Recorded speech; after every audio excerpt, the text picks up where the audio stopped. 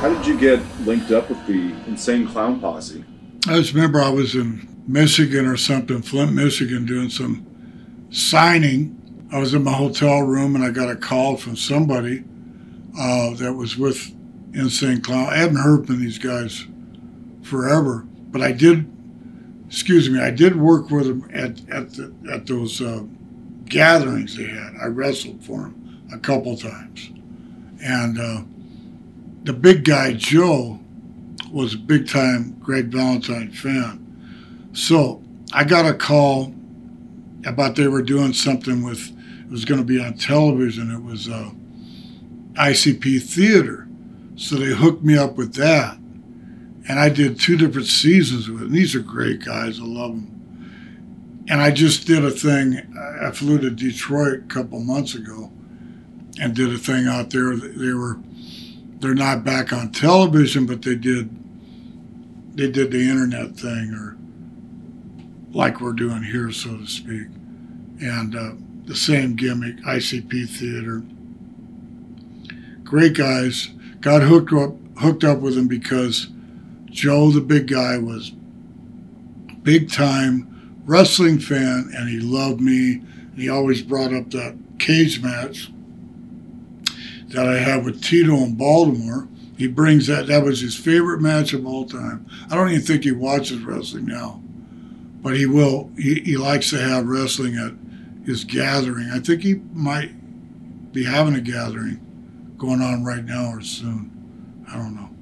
What was the experience working in front of those fans? A different crowd, and I think those were some late shows too, if I'm not mistaken, weren't they? Oh my God! So he wanted to recreate the Tito Santana Greg Valentine match he saw in Baltimore. So me and Tito were there. I got there around 6 o'clock in the afternoon. I did not go on and go into the ring until 4 o'clock in the morning. And there was a cage set up.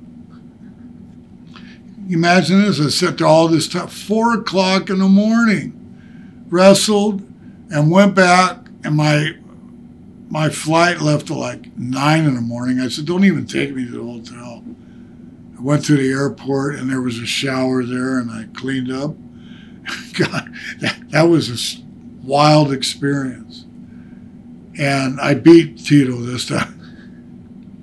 Put the feet on the rope and got the 1, 2, 3. He wanted to recreate that. And I did another gathering match. That, you know what, that was in Toledo. We did something in Toledo, and I worked with somebody. I think I worked with one of the clowns that actually got into the ring. A couple times I worked for him, but most of the ICP Theater, and that was a lot of fun. Stayed there for 2 weeks in Manhattan, right there. Nice friggin' hotel, and went to a theater, and we filmed all this stuff. Great time. And we came back and did it again. And like I said, we just did it in Detroit on a different scale. Not a major network, but I think they're trying to get back on regular TV. So it was a great show, and you were what were you, the bouncer basically? Yeah, I was a bouncer. Yeah, I was a bouncer. And I had a lot of fun with it this time, you know.